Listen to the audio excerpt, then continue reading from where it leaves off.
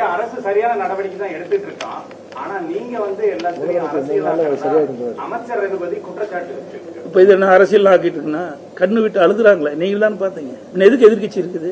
அவில இதே ஸ்டாலின் சொல்றாரு சட்டமன்றத்துல, ஏன்னா எதிர்கட்சி என்ன அவில செய்யும் சொன்னார். புரிஞ்சுங்களா? இப்ப நாங்க என்ன தவறு செஞ்சோம்? ஊடக நம்பர் பத்திரிகை என்னோட வந்தேன். பிரதான எதிர்கட்சி ஏற்கனவே 31 ஆண்டு காலம் தமிழகத்தில் ஆட்சி புரிந்த கட்சி. இன்றைக்கு விவசாயிகள் பாதிக்கப்படுகின்ற பொழுது, கண்ணீரில் தத்தளித்துக் கொண்டிருக்கின்ற பொழுது அவர்களுக்கு ஒரு நியாயம் கிடைக்க வேண்டும். அதற்காகத்தான் நாங்க வந்திருக்கிறோம். அரசியல் செய்யவில்லை. இவர்களை போல அரசு செய்கின்ற கட்சி அதிமுக கட்சி அல்ல. எப்பொழுதெல்லாம் மக்கள் பாதிக்கிறார்களோ, எப்பொழுதெல்லாம் விவசாயிகள் பாதிக்கிறார்களோ அவர்களுக்கு குரல் கொடுக்கின்ற கட்சி அதிமுக கட்சி. ஆளுங்கட்சியில் இருக்கும்போது சரி, எதிர்கட்சியில் இருக்கும்போது சரி. ஆனால் அவர்களுக்கு வேற வழி கிடையாது.